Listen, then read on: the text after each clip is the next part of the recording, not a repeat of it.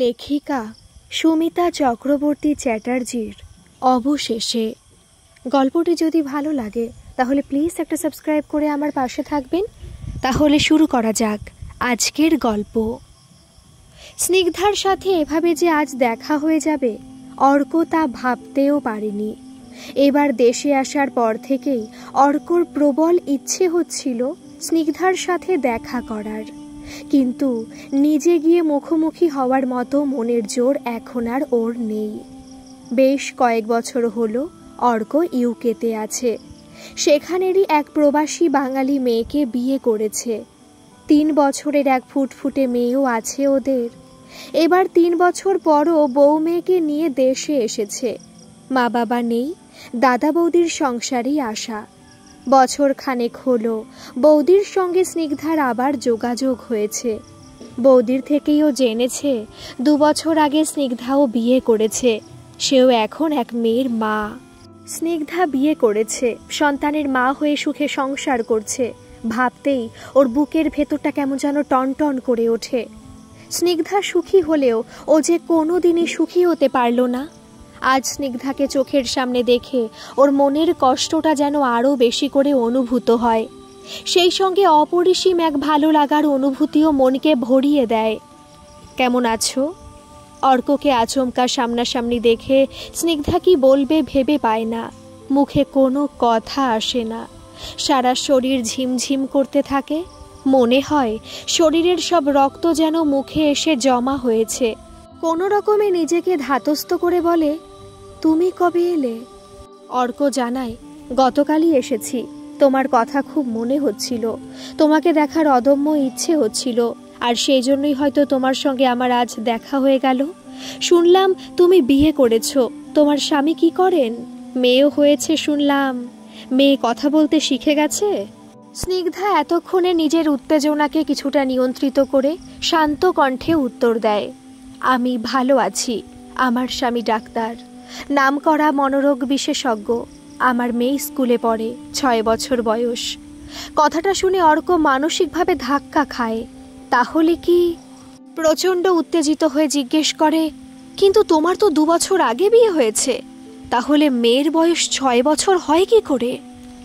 আগের মতো স্থির কণ্ঠে স্নিগ্ধা উত্তর দেয়, তুমি যা ভাবছো তা নয়। মেয়ে আমার স্বামীর প্রথম স্ত্রীর। সন্তানের জন্ম দিয়েই স্ত্রী মারা যান। মেয়ের 4 বছর বয়সে আমি ওর মা হয়ে বাড়িতে যাই। সেদিন থেকে আমাকেই ও নিজের মা বলে জানে। জন্ম না দিলেও ওকে আমি নিজের সন্তান ছাড়া কিছু ভাবতে পারি না। তাই বলো, তা তোমার স্বামীর সাথে পরিচয় বা যোগাযোগ হলো কিভাবে? প্রশ্নটা করেই অর্ক একটু অস্বস্তি বোধ করে। এ ধরনের প্রশ্ন করা কি তার উচিত হয়েছে?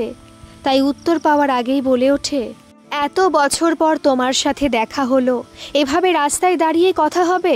চলো না, কাছেই কোনো রেস্টুরেন্টে গিয়ে বসি। এখন আমার হাতে একেবারে সময় নেই। মেয়েকে গানের স্কুল থেকে আনতে যাচ্ছি। একটু হেঁটে গেলেই স্কুল, ও অপেক্ষা করবে। তুমি আমার সঙ্গে হেঁটে স্কুল পর্যন্ত যেতে পারো। ওরা দুজন পাশাপাশি হাঁটতে শুরু করে। স্নিগ্ধা বলে, জীবনের একটা সময় আমার মানসিক চিকিৎসার প্রয়োজন হয়েছিল। বেঁচে থাকার ইচ্ছেটাই হারিয়ে ফেলেছিলাম। একজন বিশিষ্ট মনোরোগ চিকিৎসক আমায় নতুন করে বাঁচতে শিখিয়েছেন। তিনি এখন আমার স্বামী। তার মতন ভদ্র, বিনয়ী ও বোঝদার মানুষ আমি আর দেখিনি। অর্কর মনে হলো শেষ কথাটা যেন ওকে ইঙ্গিত করেই বলা হলো, কিন্তু আজ আর স্নিগ্ধার কথায় ওর রাগ হলো না। ম্লান হেসে বলল, বাহ, এ তো খুব ভালো কথা। এবার তাহলে তুমি সুখী হতে পেরেছো তো? নিশ্চয়ই, স্বামী আর মেয়েকে নিয়ে আমি খুব সুখী। কথা বলতে বলতে ওরা স্কুলের সামনে চলে আসে। অর্ক ওদের জন্য অপেক্ষা করতে চাইলে স্নিগ্ধা বারণ করে। অর্ক স্নিগ্ধার ফোন নাম্বার চাইলেও তা দেয়, তবে অর্কের ফোন নাম্বার ও চায় না। স্কুলের গেটে ঢোকার আগে স্নিগ্ধা অর্ককে প্রশ্ন করে, তুমি ভালো আছো তো? সুন্দরী, স্মার্ট, উচ্চ পদে চাকুরিরতা স্ত্রী পেয়ে তুমি সুখে আছো তো? স্নিগ্ধার মুখে প্রশ্নটা শুনে ওর গলার মধ্যে হঠাৎ একটা কান্না দলা পাকিয়ে ওঠে। ও যে সুখে নেই তা স্নিগ্ধাকে বলতে পারে না, মিথ্যেটাই বলে। হ্যাঁ, আমিও খুব ভালো আছি। তোমাকে মাঝে মধ্যে ফোন করব? তোমার কোনো অসুবিধা হবে না তো? না বলে স্নিগ্ধা ভেতরে ঢুকে যায়। স্নিগ্ধা চলে যাওয়ার পর ওর নিজেকে ভীষণ একা মনে হয়। বুকের ভেতর একটা চাপ অনুভব করে। ওকে আবার দেখার জন্য একটু দূরে গিয়ে অপেক্ষা করতে থাকে। স্নিগ্ধা ভেতরে গিয়ে টিচারের অনুমতি নিয়ে স্কুলের বাথরুমে ঢোকে। তখনও গান শেখানো হচ্ছে। বাথরুমে গিয়ে এতক্ষণে ধরে চেপে রাখা বোবা কান্নায় ভেঙে পড়ে। ও আজও অর্ককেই ভালোবাসে। একটা সময় ছিল যখন অর্ক ওকে পাগলের মতো ভালোবাসতো। ভালোবাসাই ওদেরকে স্বামী স্ত্রীর বন্ধনে আবদ্ধ করেছিল। কিন্তু বিয়ের বছর দেড়েক পর থেকে অর্কর ব্যবহারে পরিবর্তন দেখা দেয়। স্নিগ্ধার চাকরি না করে শুধুমাত্র সংসারের কাজ করা থেকে শুরু করে অর্ককে ভালো রাখার প্রতিটি প্রচেষ্টার মধ্যেই অর্ক ভালো কিছু দেখতে পারে না। স্নিগ্ধার সব কিছুই ওর কাছে অহেতুক বা অত্যাধিক মনে হতে থাকে। ক্রমে স্নিগ্ধার আন্তরিকতা ও ভালোবাসা ওর কাছে মূল্যহীন হয়ে পড়ে। অর্কর মনে হতো স্নিগ্ধার জন্য ওর জীবনে প্রাইভেসি বলে আর কিছু নেই। অন্যদিকে স্নিগ্ধা স্বামী স্ত্রীর সম্পর্কের মধ্যে সহজ সরল স্বচ্ছতায় বিশ্বাসী ছিল, যেখানে প্রাইভেসি জটিলতার কোনো স্থান নেই। স্নিগ্ধা চাকরি করার প্রয়োজনীয়তা অনুভব করেনি। অর্কর উপার্জনে সংসার খুব ভালোভাবেই চলত। ও সংসারের যাবতীয় কাজ নিয়েই আনন্দে থাকত। আত্মীয় স্বজন বন্ধু বান্ধবরা ওদের বাড়িতে এলে স্নিগ্ধার আন্তরিকতায় আতিথেয়তায় মুগ্ধ হয়ে যেত। কিন্তু অর্কের কাছে সুষ্ঠু ও সুন্দরভাবে সংসার করার মধ্যে কোনো কৃতিত্ব ছিল না। ওর মনে হতো এই সব কাজ মাইনে করা কাজের লোক দিয়েও করানো যায়। সব কৃতিত্ব হলো শুধুমাত্র রোজগারের মধ্যে। যে যত বেশি রোজগার করবে সে তত বেশি কৃতি মানুষ। শেষে এমন এক পরিস্থিতির সৃষ্টি হয় যেখানে সাধারণ কোনো ব্যাপারে স্নিগ্ধা কিছু বলতে গেলেও অর্ক বিরক্ত হতো। একরাশ অভিমান বুকে নিয়েও তাই সারাদিনই প্রায় চুপচাপ থাকতো। অর্কর অবহেলা, অশ্রদ্ধা ওর আত্মবিশ্বাস ও মানসিক শক্তিকে ধীরে ধীরে দুর্বল করে দেয়। ও অর্কর জীবন এমনকি পৃথিবী থেকে নিজেকে সরিয়ে নেওয়ার কথা ভাবতে শুরু করে। কিন্তু মা বাবা এবং অর্কর কথা ভেবেই ও নিজেকে শেষ করতে পারে না। ভালোবাসার মানুষটিকে ওরই কারণে কষ্টের মধ্যে থাকতে দেখাটাও মেনে নিতে পারে না। অবশেষে অর্ককে মুক্তি দেওয়ারই সিদ্ধান্ত নেয়। ওদের মিউচুয়াল ডিভোর্স হয়ে যায়। স্নিগ্ধার বর্তমান স্বামী বুঝেছিলেন ও আজীবন অর্ককেই ভালোবাসবে। তিনি ওর ওপর কখনো কোনো ব্যাপারে জোর করেননি। পরিচয় স্ত্রী হলেও প্রকৃতপক্ষে তিনি ওকে শুধুমাত্র মেয়ের মা হিসেবে মেনে নিয়েছেন।